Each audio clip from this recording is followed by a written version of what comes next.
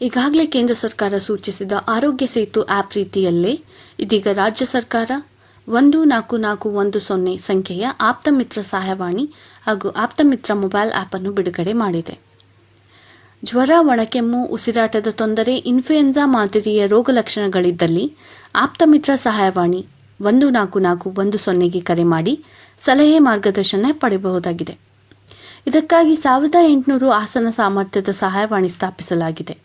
ಇದು 2 ಹಂತದ ವ್ಯವಸ್ಥೆಯಾಗಿದ್ದು, ಮೊದಲ ಹಂತವನ್ನು ಆಯುಷ್ ನರ್ಸಿಂಗ್ ಮತ್ತು ಫಾರ್ಮಾ ಅಂತಿಮ ವರ್ಷದ ಸ್ವಯಂ ಸೇವಕ ವಿದ್ಯಾರ್ಥಿಗಳು ನಿರ್ವಹಿಸುತ್ತಾರೆ ಮತ್ತು ಎರಡನೇ ಹಂತವನ್ನು MBBS ಇಂಟಿಗ್ರೇಟೆಡ್ ಮೆಡಿಸಿನ್ ಆಯುಷ್ ಸ್ವಯಂ ಸೇವಕ ವೈದ್ಯರು ನಿರ್ವಹಿಸಲಿದ್ದಾರೆ.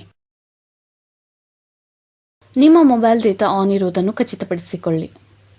ಗೂಗಲ್ ಆ್ಯಪ್ ಸ್ಟೋರ್ನಲ್ಲಿ ಆಪ್ತಮಿತ್ರ ಎಂದು ಟೈಪ್ ಮಾಡಿ. ಈ ಆ್ಯಪ್ ಇನ್ಸ್ಟಾಲ್ ಮಾಡಿಕೊಳ್ಳಿ. ಕೆಲವೊಂದು ಮೊಬೈಲ್ಗಳಲ್ಲಿ installation setting install apps from unknown sources ಎಂದು ಮಾಡಬೇಕಾಗಬಹುದು. App permission ನೀಡಬೇಕಾಗಬಹುದು.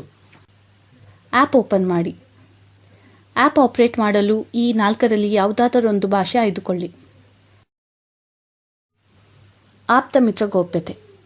ಈ ಆ್ಯಪ್ನಲ್ಲಿ ನಿಮ್ಮ ಹೆಸರು, ದೂರವಾಣಿ ಸಂಖ್ಯೆ, ವಯಸ್ಸು, ಮನೆಯ ವಿಳಾಸ, ಆರೋಗ್ಯದ ಸ್ಥಿತಿಗತಿ ಕೇಳುತ್ತಾರೆ. ಈ ಮಾಹಿತಿಯನ್ನು ಡಾಕ್ಟರ್ಗಳು ನಿಮ್ಮೊಡನೆ ಮಾತನಾಡಲು ಮತ್ತು ಸ್ಪೆಸಿಫಿಕ್ ಆಗಿ ಮಾಹಿತಿ ನೀಡಲು ಬಳಸುತ್ತಾರೆ. ಈ ಮಾಹಿತಿಯು ನಿಮ್ಮ ಫೋನಿನಲ್ಲಿ 30 ದಿನ ಮತ್ತು ಸರ್ವರ್ನಲ್ಲಿ 45 ದಿನ ಇದ್ದು, ಕೋವಿಡ್-19 ಪಾಸಿಟಿವ್ ಎಂದು ತಿಳಿದರೆ 60 ದಿನ ಇದ್ದು ಸ್ವತಃ ಡಿಲೀಟ್ ಆಗುತ್ತದೆ. ಆಪ್ತಮಿತ್ರ ನಿರ್ಬಂಧನೆಗಳು. ಮುಖ್ಯವಾದ ಮಾಹಿತಿಗಳನ್ನು ನೋಟಿಫಿಕೇಷನ್ಗಳ ಮುಖಾಂತರ ಕೊಡಲಾಗುವುದು. ಸಮೀಕ್ಷೆಯಲ್ಲಿ ನಿಮ್ಮ ಸತ್ಯವಂತಿಕೆ, ನಿಮಗೆ ಸಹಾಯ ಮಾಡಲು ನಮಗೆ ಸಹಾಯ ಮಾಡುವುದು. ಈ ಸರ್ವಿಸ್ ಮುಖಾಂತರ ಆದಷ್ಟು ಪ್ರಯತ್ನ ಮಾಡಿಯೂ ಕೂಡ ದುರದೃಷ್ಟವಶ ಆಗುವ ವೈಫಲ್ಯಗಳಿಗೆ ಸರ್ಕಾರ ಜವಾಬ್ದಾರಿ ತೆಗೆದುಕೊಳ್ಳುವುದಿಲ್ಲ.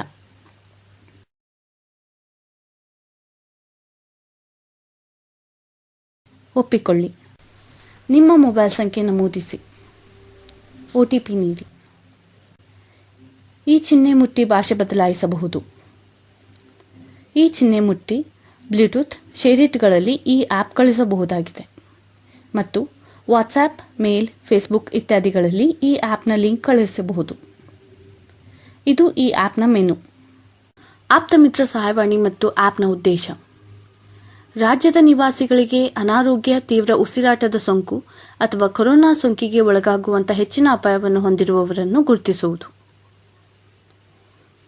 ಕಡಿಮೆ ಅಪಾಯವಿರುವ ಆದರೆ ಕೊರೋನಾ ತರಹದ ಕೆಲವು ರೋಗ ಲಕ್ಷಣಗಳನ್ನು ಹೊಂದಿರುವ ವ್ಯಕ್ತಿಗಳನ್ನು ಗುರುತಿಸುವುದು ಮತ್ತು ಅವರಿಗೆ ಕೌಂಟರ್ನಲ್ಲಿ ದೊರೆಯುವ ಔಷಧಿಗಳನ್ನು ಟೆಲಿಮೆಡಿಸಿನ್ ಬೆಂಬಲದೊಂದಿಗೆ ಒದಗಿಸುವುದು ಮತ್ತು ಸ್ವಯಂ ದಿಗ್ಬಂಧನಕ್ಕೆ ಒಳಪಡುವ ಬಗ್ಗೆ ಸಮಾಲೋಚಿಸಿ ಸೂಚಿಸುವುದು. ಕಡಿಮೆ ಅಪಾಯದ ಎಲ್ಲ ಪ್ರಕರಣಗಳು ಸಂಪೂರ್ಣವಾಗಿ ಗುಣಮುಖವಾಗುವವರೆಗೆ ಅವರನ್ನು ಫಾಲೋ ಅಪ್ ಮಾಡುತ್ತಾ ಇರುವುದು. ಮಧ್ಯಮದಿಂದ ಹೆಚ್ಚಿನ ಹಂತದವರೆಗೆ ಕೊರೋನಾ ಅಪಾಯವನ್ನು ನಿರ್ಧರಿಸುವುದು. ಶಂಕಿತರನ್ನು ಪರೀಕ್ಷೆ ಮತ್ತು ಚಿಕಿತ್ಸೆಗಾಗಿ ಜ್ವರದ ಕ್ಲಿನಿಕ್ ಅಥವಾ ಕೊರೋನಾ ಸ್ಕ್ರೀನಿಂಗ್ ಕೇಂದ್ರಗಳಿಗೆ ಕಳುಹಿಸುವುದು. ಆಪ್ತಮಿತ್ರ ಸಹಾಯವಾಣಿ ಬೆಳಿಗ್ಗೆ 8ರಿಂದ ರಾತ್ರಿ 8ರವರೆಗೆ ಕಾರ್ಯನಿರ್ವಹಿಸುತ್ತದೆ.